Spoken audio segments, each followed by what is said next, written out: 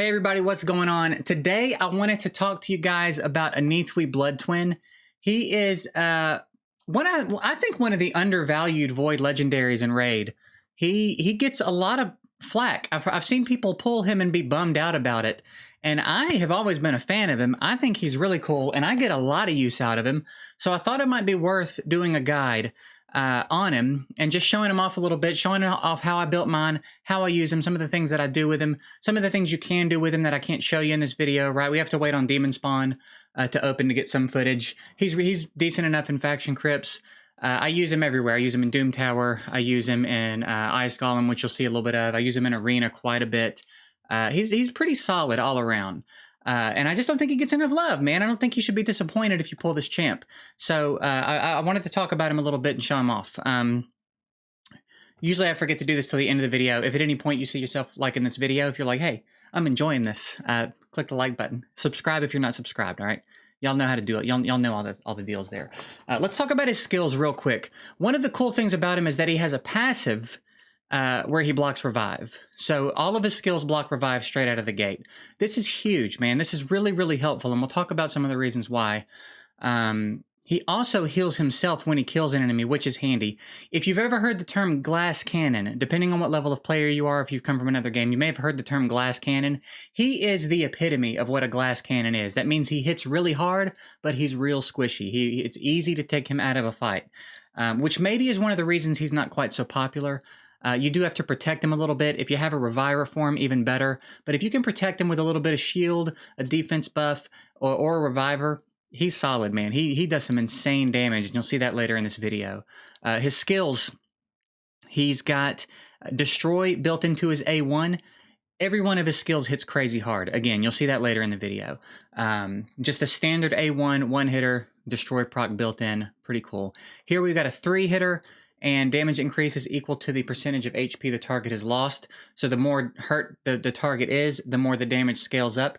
There's a run of Ice Golem you'll see later in the video where he hits him with this skill, and I'm not going to tell you how much damage he does yet, but I'll slow it down and point it out in the recording. It is disgusting how hard he hits the Ice Golem. So again, very standard. He doesn't need a ton of books here, right? We're 7 books in. He's just getting damage. He's not getting cooldowns. That's a cool thing about him too, is that here you do get a cooldown, but even without a book, it's a 4-turn. He doesn't need a ton of books, and you don't have to book him at all. Honestly, I booked him because I'm a fan, and I want to see as much damage as we can get out of him as possible. Here, if you can get it and put the leech up, fine. If you can get the cooldown, great. It's nice if he pumps this out more often. But again, you don't have to book him. He doesn't have to be your #1 priority in books, especially if you're a free-to-play player that lucked up and pulled a Void Lego and it happens to be him. You can put your books elsewhere for a while until you get some books. If you've got more books than you know what to do with, then you could throw them in him and see if you can get this cooldown. But the books are not really that big of a deal on him. And again, he needs 11 total, I think. Not that bad in comparison to some other champs, right? He's no Necrit who only needs 6, but still. So again, A2 is pretty good. A3, it's an AoE. He puts leech on everybody, which again can help him with the damage he's doing. If there's a leech up, he's pretty much going to heal himself every time he hits somebody. If there's a leech up, again, the damage output from this champion is absolutely disgusting. And then he's got an attack lead in all battles. So you throw him in the lead anywhere you take him, the damage is going to go up even more. I'm really excited for you guys to see the damage output on this guy. For Masteries, I did this with him. I wanted to give him, I really just wanted to give him a little bit of accuracy, give him Lore of Steel to help some of the sets bump up that we've put on him, and then give him an opportunity to extend the leech that he's going to throw up. And then over here, we've done some fairly standard things. I like to go Helm Smasher on champs that I'm using as nukes in Arena, and also just the bonus damage you could get in PvE content, especially out of someone like Inithwe, is, again, just absurd. But fairly standard over here. Crit rate, crit damage, we come on down. Kill streak is nice because he's going to be getting kills. And then over here, I like, I went with this because if his health is low, I want him healing as much as possible when he hits, and considering the damage output, this gives him a good opportunity to heal himself up a little bit more. Here, first hit on each enemy. This is huge, again, especially if you're trying to use him in Arena, trying to take champs out of the fight. He's a great counter to teams that have Siphi and Duchess and these revivers, because you can go in and take out the dangerous targets and they can't be brought back, right? And then it's just your team with Inithwe and whoever the reviver is, and even the tankiest Duchess with the highest resist, Inithwe's going to out damage her ability to sustain. So really, really handy for that kind of stuff. And then Cycle of Violence, he's going to be doing this much damage again, so that an opportunity to help his cooldowns come around quicker and get that A3 out quicker, or even that A2 out quicker, is really, really nice on him. So again, we've got, by default, his cooldowns are already fine. If you want to book his A3 to get one more turn, it's huge, but again, not mandatory. This skill right here, pretty much, if there's a defense down up on the enemy, especially in arena, this is gonna kill anybody. When you see the damage coming out of this skill, it is gross, dude. So as far as gear goes, again, low HP, low defense. He is a squishy dude. The absolute epitome of a glass cannon. I just went pure damage on this dude. You see, we've got a lot of attack. We've got 6,000 attack. Tried to crit cap him. I'm a couple of points away. What can you do? As much crit damage as we can get on him. And then we didn't really worry about anything else. I didn't focus too much on the accuracy because I don't care too much about the leech. I work to either set him up to not take a hit in arena, but I do run him with some teams where they do protect him a bit. It's longer. It's a team that's designed to be in the fight longer, and he's an example of a champ that we put in and let the team protect while he bullies down some of the tankier enemies, and you'll see that in effect. But basically standard damage stuff right here. Any set that's going to get his damage output up. A Savage set would be disgusting. Cruel sets are great on him. Crit damage sets. Any of these, right? If you're earlier in the game, your standard attack sets, speed sets are going to be nice to help you tune with your cleave and help him get turns if you're running into some PvE content as well.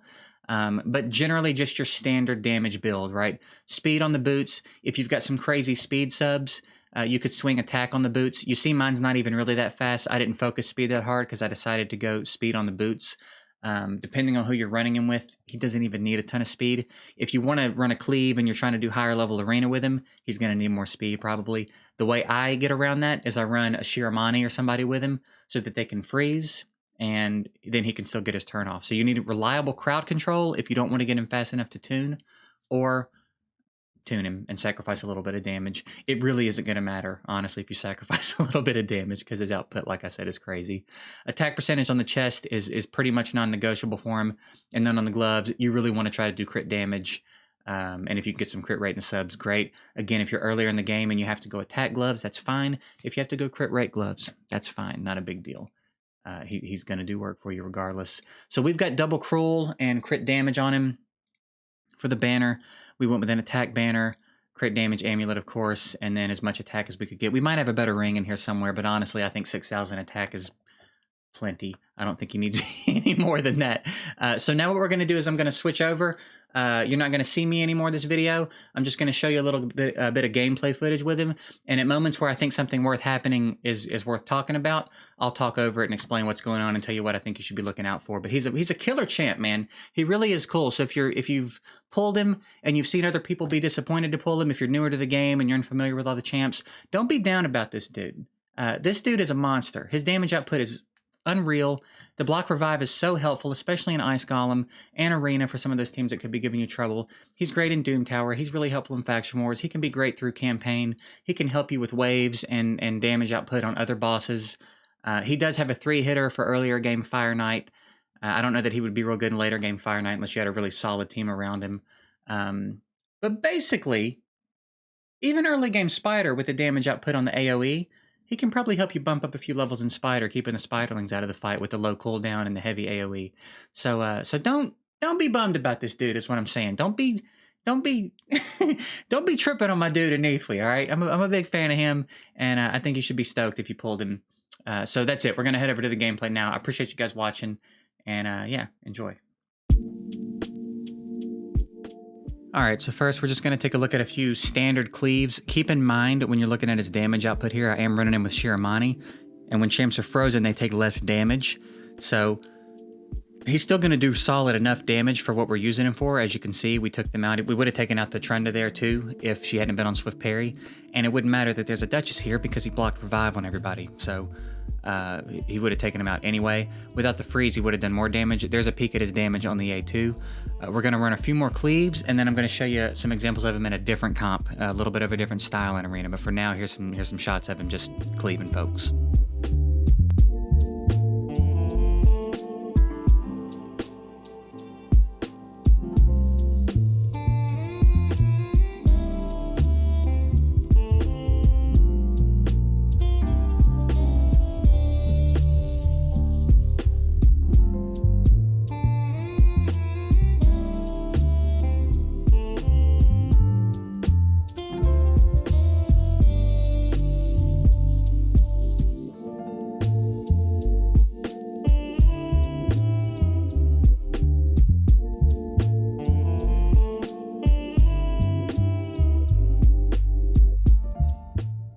All right, here's a team. I know you're seeing these champs and you're thinking, well, this is ridiculous.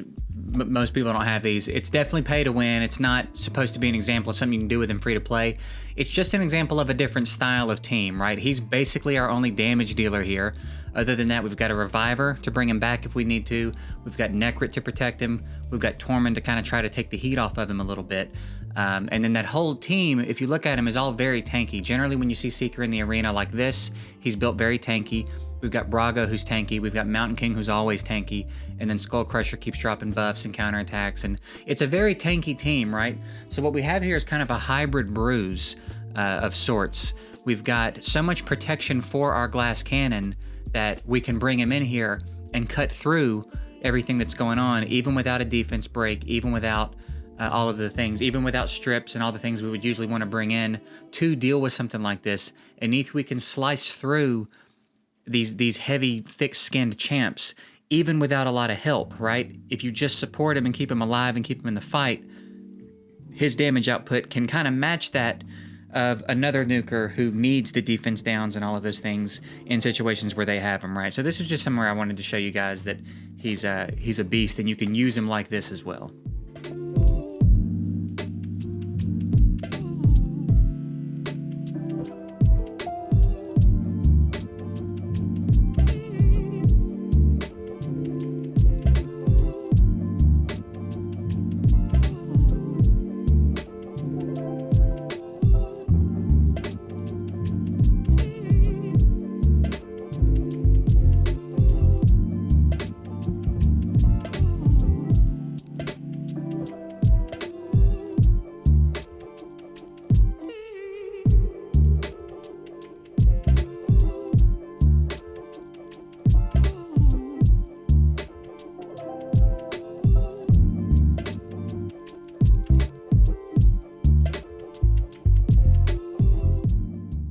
And then here for this last shot in the arena, I figured we'd bring him into heads just because we have Necrit to protect him out of the gate. And then we've got a Siphi who can be so problematic and just someone that everybody wants to try to avoid because she's so annoying. And again, in this situation where Necrit where Inithwe is our main damage dealer and he's likely to get the kills, he's likely to block revives. It doesn't matter that Siphi's here. And with his damage output, sometimes, you know, you end up in a situation with a Siphi that you just can't kill because you came in too safe and you don't have the damage. That's never going to be a problem for Inithwe. He's going to be able to kill Siphi as the fight goes on. He can outdamage anyone's ability to sustain themselves. He can outdamage and get him out of the fight. So just again, another example of why I think he's so good, right? Siphi becomes so much less of a problem when you take away the big thing that makes her a nuisance with Inithwe. And then here I'm just going to show you a couple of clips of him running through Doom Tower. I like to run him with Ethos.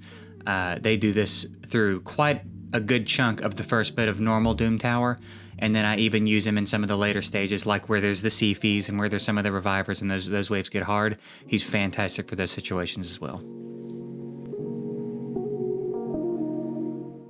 Here we're going to show him an Ice Golem just because when you block Revive on the minions, it's so helpful. He's also really nice for the waves. And then when you see the damage he puts into the Golem, it's nutty.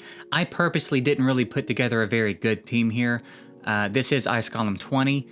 It's decent enough, but I kind of wanted you to get to see him do his thing a bit. So I brought Arbiter so that if he kills himself on this wave or he gets taken out in the last wave, he can get brought back. We've got Ceres to set him up to do a little bit of damage. Mage is a little bit of protection. And then Killian, just because I like to throw Killian in where I can, because I actually kind of like him too. So keep an eye on the beginning of it when they get to the boss.